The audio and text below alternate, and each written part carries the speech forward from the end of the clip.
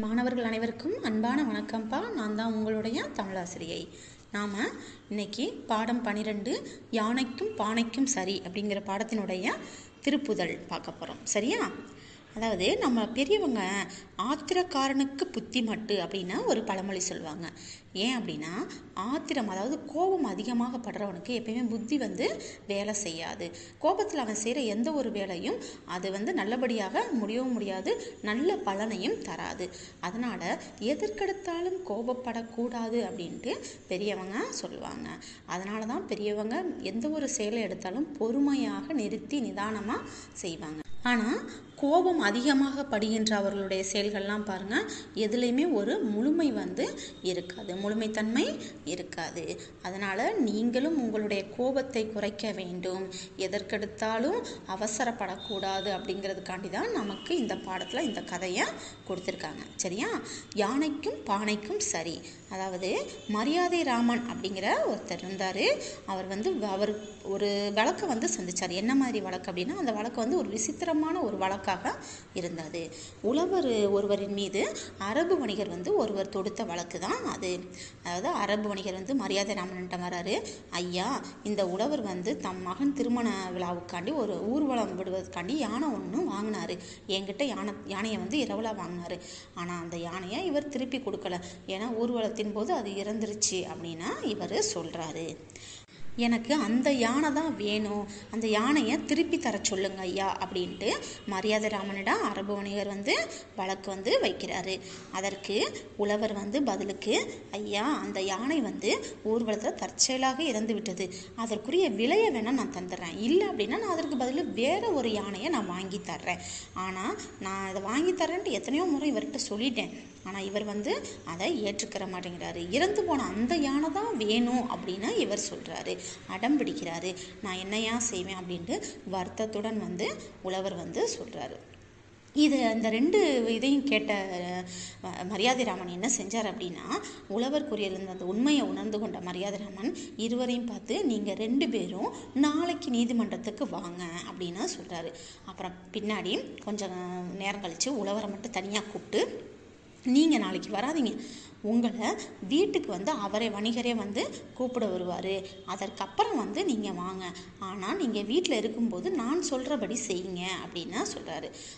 அப்போ அந்த உழவர் கேட்குறாரு, நான் என்ன செய்யணும் நீங்கள் சொல்லுங்கள் அப்படின்னு கேட்டதும், நீங்கள் வீட்டு கதவை மூடிக்கோங்க, மூடிட்டு லாக் போட வேணாம், அதாவது கதவை பூட்ட வேணாம், பூட்டாமல் தாழ்பால் போடாமல் இருங்க, கதவுக்கு பின்னாடி பானைகள் எல்லாம் அடுக்கி வச்சிருங்க அப்படின்ட்டு மரியாதை ராமன் சொல்கிறாரு. சரின்ட்டு மரியாதை ராமன் சொன்னபடியே உழவரும் தன் கதவுக்கு பின்னாடி பானைகள் அடுக்கி வைக்கிறாரு. அவரை அழைப்பதற்காக யார் போகிறாங்க அப்படின்னா, அரபு வணிகர் வீட்டுக்கு போகிறாரு. வீட்டு கதவை தட்டுறாரு. அவர் வேகமாக தட்டினது கதவு டப்புன்னு உடனே திறந்துருது. திறந்த வேகத்தில் என்ன ஆகுது அப்படின்னா, அந்த பானைகள் எல்லாம் உடஞ்சி போயிடுது. உடஞ்சி போனதும் அப்போது உழவர் வீட்டுக்குள்ளேருந்து இவன் வணிகரே, என்ன இப்படி செஞ்சிட்டீங்க, எங்கள் வீட்டில் காலங்காலமாக போற்றி வைத்திருந்த அந்த தொன்மை சிறப்புமிக்க பானைகளை இப்படி உடச்சிட்டீங்களே, நான் என்ன செய்வேன், நான் உங்களை சும்மா விட போகிறதில்ல, எனக்கு இதே பானை தான் திருப்பி தரணும், நீங்கள் வாங்க நம்ம நீதிமன்றத்துக்கு போகலாம் அப்படின்ட்டு உழவர் அரபு வணிகரை கூப்பிடுறாரு. 2 பேரும் மரியாதை ராமன்கிட்ட போகிறாங்க. உழவர் நடந்ததை சொல்கிறாரு. அப்போ மரியாதை ராமன் வணிகரை பார்த்து, ஐயா வணிகரே, நீங்களோ இறந்து போன உம்முடைய அருமையான யானை தான் வேணும்னு நீங்கள் சொல்கிறீங்க, உழவரோ உடைந்து போன அவருடைய பழமையான பானை தான் வேணும்னு அவர் சொல்கிறாரு. நீங்கள் உடைத்த பானையை திருப்பி தந்துடுங்க, அதுபோல் அவர் உங்களுடைய இறந்த யானையை திருப்பி தந்துடுவார் அப்படின்னு தீர்ப்பளிக்கிறாரு. அவர் கூறியதை கேட்ட வணிகருக்கு உடனே ஒரு மாதிரி பயமாயிடுச்சு. ஐயா, என்னை மன்னிச்சிருங்க, என்னால் பழைய பானையை எப்படி தர முடியும், உடஞ்சி போனதை எப்படி ஒட்ட முடியுமா, தர முடியாது இல்லையா அப்படின்ட்டு சொல்கிறாரு.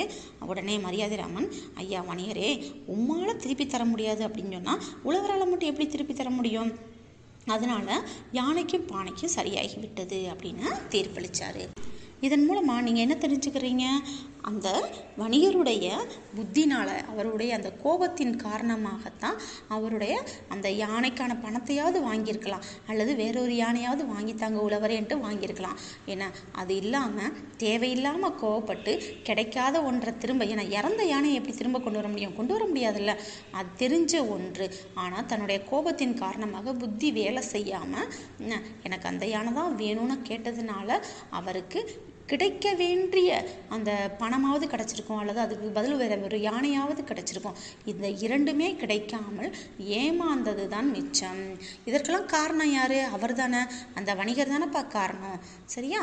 நான் இந்த கதை எல்லாருக்கும் புரிஞ்சிருக்கும்னு நினைக்கிறேன். இதன் மூலமாக நீங்களும் கொஞ்சம் கோவப்பட்டீங்க அப்படின்னா உங்களுடைய கோபத்தை குறைச்சி எந்த ஒரு செயலாக இருந்தாலும் ஆராய்ந்து செயல்பட வேண்டும். சரியா மாணவர்களே? உங்களுக்கு இந்த பாடத்திற்கான வினாவிடை வேணாம் அப்படிங்கிறதுனால கீழே உள்ள கோடிட்ட இடங்களை மட்டும் பார்க்கலாம். சரியா? பூக்களில் உள்ள எழுத்துக்களை கொண்டு கோடிட்ட இடங்களை நிரப்புக. 1. வணிகர் டேஸ் நாட்டை சேர்ந்தவர். வணிகர் டேஸ் நாட்டை சேர்ந்தவர். எந்த நாட்டை சேர்ந்தவர்ப்பா? அரபு நாட்டை சேர்ந்தவர். உழவர் நம்பர் 2. உழவர் வணிகர் இருவரின் வழக்கை எதிர்கொண்டவர். உழவர் வணிகர் இருவரின் வழக்கை எதிர்கொண்டவர். மரியாதை ராமன். உழவர் வணிகர் இருவரின் வழக்கை எதிர்கொண்டவர் யாரு? மரியாதை ராமன். நம்பர் 3. திருமண ஊர்வலத்தில் டேஸ் இறந்து விட்டது. திருமண ஊர்வலத்தில் யானை இறந்து விட்டது. அதுக்கடுத்து நம்பர் 4. டேஸ் கீழே விழுந்து நொறுங்கின. கீழே விழுந்து எதுப்பா நொறுங்குச்சு? மண்பானை. மண்பானைகள் கீழே விழுந்து நொறுங்கின அப்படின்னு எழுதிக்கோங்க. சரியா? வாழ்க்கையில் கோபத்தை கட்டுப்படுத்தி கொண்டால் மட்டும்தான் மேன்மையான நிலையை அடைய முடியும் அப்படிங்கிறத திருவள்ளுவர் தன்னுடைய திருக்குறளில் சொல்லியிருக்காரு. அந்த வெகுளாமை அப்படிங்கிற அதிகாரத்தில் உள்ள 2 குறள்களை நான் இப்போ உங்களுக்கு நடத்துகிறேன். அதில் மிச்சம் இருக்கிற 8 குறளையும் இந்த 2 குறளையும் சேர்த்து 10 குறள்களை A4 ஷீட்டில் எழுதி இமெயில் ஐடிக்கு அனுப்பிச்சி வைங்க. சரியா மாணவர்களே? இப்போ அந்த 2 திருக்குறளையும் பார்த்துடலாமா? அதிகாரம் வெகுளாமை. வெகுளாமை. சரியா? தன்னைத்தான் காக்கின் சினங்காக்க காவாக்கால் தன்னையே கொள்ளும் சினம். தன்னைத்தான் காக்கின் சினங்காக்க காவாக்கால் தன்னையே கொள்ளும் சினம். அதாவது இது 305வது குறள். சரியா மாணவர்களே? இதனுடைய பொருள் என்ன அப்படின்னா, ஒரு தன்னுடைய கோபத்தை தன்னை காத்துக்கிறணும் அப்படின்னு நினச்சிட்டா, நான் எங்கேயுமே கெட்டபில்லை அப்படிங்கிற பேர் எடுக்கக்கூடாது, எந்தவித பாதிப்பும் இல்லாமல் என்னுடைய வாழ்க்கையை நடத்தணும் அப்படின்னு நம்ம நினச்சோம் அப்படின்னா முதல்ல எதை கட்டுப்படுத்தணும் அப்படின்னா கோபத்தை தான் கட்டுப்படுத்தணும். கோபத்தை கட்டுப்படுத்தணும், கோபப்படக்கூடாது. அப்படி காக்காவிட்டால், சினத்தை காக்காவிட்டால் அவனே அழித்து கொள்வான் அப்படின்னு சொல்லப்படுகின்றது. ஆமாம், நம்ம அதிகமாக கோபப்பட்டுக்கிட்டு இருந்தா நம்மளுடைய கோபமே நமக்கு ஒரு சத்ருன்னு என்னது? எதிரி. மற்றவங்க யாரும் எதிரி இல்லை. மற்றவங்களால நமக்கு எந்த கஷ்டமும் கிடையாது. நமக்கு நாம தான் எதிரி. எப்படி அப்படின்னா, நம்ம மற்றவர்கள் மீது கோபப்படும் பொழுது அவர்களுடைய கோபத்தை நம் மீது காட்டுவாங்க. சரியா மாணவர்களே? அதனால் எதற்குமே கோபப்படக்கூடாது. இன்னொரு தடவை குறள் சொல்கிறேன் பாருங்க. தன்னைத்தான் காக்கின் சினங்காக்க காவாக்கால் தன்னையே கொள்ளும் சினம். பொருள் பாருங்க. ஒருவன் தன்னைத்தான் காத்து கொள்வதானால் சினம் வராமல் காத்து கொள்ள வேண்டும். காக்காவிட்டால் சினம் தன்னையே அழித்துவிடும். இதுதான் இந்த குறளினுடைய பொருள். சரி, அடுத்த குறள் பாருங்க. இது 306வது குறள். சினமென்னும் சேர்ந்தாரை கொள்ளி இனமென்னும் ஏம புனையை சுடும். சினமென்னும் சேர்ந்தாரை கொள்ளி இனமென்னும் ஏம புனையை சுடும். அதாவது இப்போ கோபப்படுறாங்க அப்படின்னா அந்த கோபம் அவர்களை யார் கோபப்படுறாங்களோ அவங்கள மட்டும் அழிக்காதான், அவர்களோடு சேர்ந்துள்ள உறவுகளையும் பாதிக்குமாம்.